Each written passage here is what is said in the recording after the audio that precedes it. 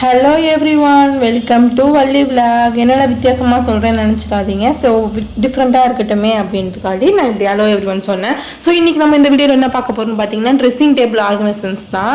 So இந்த 2 ஷெல்ஃபில் இருக்கிறது மட்டும்தான் நம்ம இப்போ ஆர்கனைஸ் பண்ண போகிறோம். ஸோ அப்படியே குப்பை மாதிரி போட்டு வச்சுருந்தேன். ஸோ வந்து எல்லாத்தையும் அடுக்கிட்டு உங்ககிட்ட நான் காமிக்கிறேன்.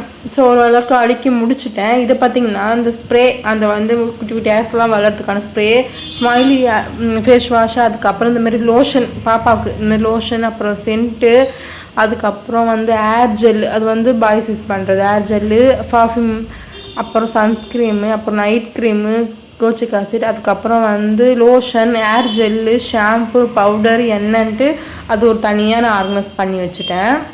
அடுத்தது பார்த்திங்கன்னா செல்ஃபாக யூஸ் பண்ணுறது, அடிக்கடிக்கு நான் எடுக்கிற பொருள் மட்டும் நான் தனியாக ஒரு பவுச்சில் போட்டு வச்சுட்டேன். இப்போ வந்து அதில் என்னென்ன வச்சுருக்கேன் பார்த்திங்கன்னா, இந்த குங்குமம் அதெல்லாம் ரொம்ப ரேராக தான் யூஸ் பண்ணுவோம் குங்குமம்லாம். ஸோ எங்கன்னா சாரீ கட்டிட்டு போனால், இப்போ கோயிலுக்கு அந்த மாதிரி போனால், அதுக்கப்புறம் டெய்லி யூஸ் பண்ணுற வாட்சு, வளையல், அப்புறம் ஒரு வைப்ஸு, அதுக்கப்புறம் பார்த்திங்கன்னா இந்த லிப் பாம், அதெல்லாம் கிளிப்பு அதெல்லாம் வச்சுருக்கேன். அது வந்து டெய்லியும் அடிக்கடிக்கு நான் இதை எடுக்கிறது. எனக்குன்னு தனியாக ஒரு ஐஷேடோ பவுடர் தனியாக வச்சுருக்கேன். ஸோ எனக்கு தேவையான ரொம்பலாம் ப்ரெஷ்ஷஸில் யூஸ் பண்ண மாட்டேன். சும்மா ஒரு காஜல் தேவைப்படுற அளவுக்கு ப்ரெஷ்ஷஸ் அவ்வளோதான். சைடில் பார்த்திங்கன்னா பொட்டு வச்சுருக்கேன்.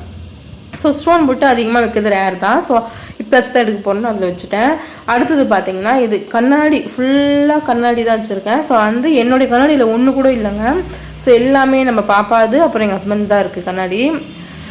என்னுடைய இதில் ஒன்று கூட இருக்காது. சன் கிளாஸாக இல்லை, நார்மல் கிளாஸ் தான் இருக்குது. ஸோ வந்து என்னுடைய ஒரே ஒரு வாட்ச் இருக்கும். இது வந்து நான் யூஸ் பண்ணுறதே இல்லை, அப்படியே இருக்குது. சரி, இப்போ அடுத்த பாக்ஸ் பார்ப்போம்.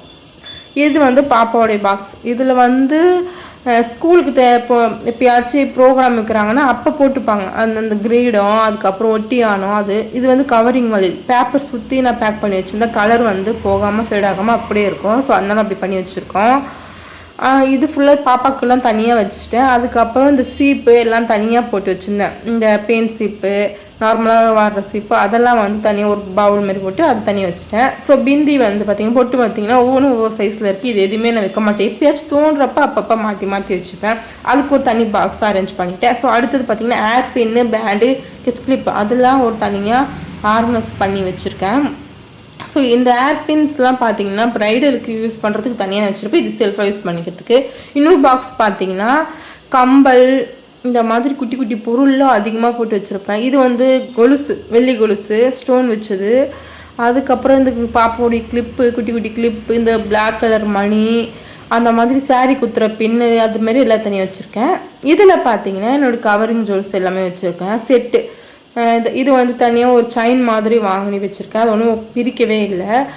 செட்டு, அதுக்கப்புறம் கவரிங் வளையல். இது வந்து கவரிங் மாடல், சீக்கிரமாக தங்கும் இதேமாரி வாங்கணும், எனக்கு அதுதான் ரொம்ப ஆசை. ஸோ வந்து கவரிங் வழியில் வச்சுருக்கேன். அந்த பேப்பரில் சுற்றி பாப்பாவோடைய வச்சுருந்தேன் பார்த்திங்களா, அது மாதிரி இதுலேயும் வச்சுருக்கேன். ஸோ செட்டில் தனித்தனியாக பிரித்து வச்சிங்கன்னா கலர் ஃபேட் ஆகாது, ஸ்டோனும் கொட்டாமல் இருக்கும். ஸோ அதுக்காக இன்னொரு பாக்ஸில் இருக்குது. இது வந்து இதுவும் காமிச்சிருப்பேன். இது வந்து வளையல் எல்லாமே போட்டு வச்சுருக்கேன், கவரிங் செட் எல்லாமே. இது பார்த்திங்கன்னா ப்ரைடலுக்கு வந்து கொஞ்சம் கொஞ்சமாக வாங்கி வச்சுருக்க திங்ஸு.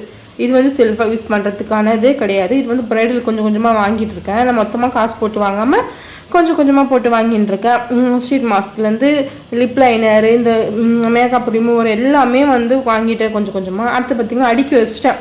அடுக்கி வச்சதுக்கப்புறம் ஃபுல்லாக பார்த்திங்கன்னா தெரியும் எவ்வளோ பேஸ் இருக்குன்ட்டு. அவ்வளோ இடம் வந்து உங்களுக்கு இதுக்கு முன்னாடி பார்த்தது எப்படி இருந்துச்சு, இப்போ எப்படி இருக்குன்னு பாருங்கள்.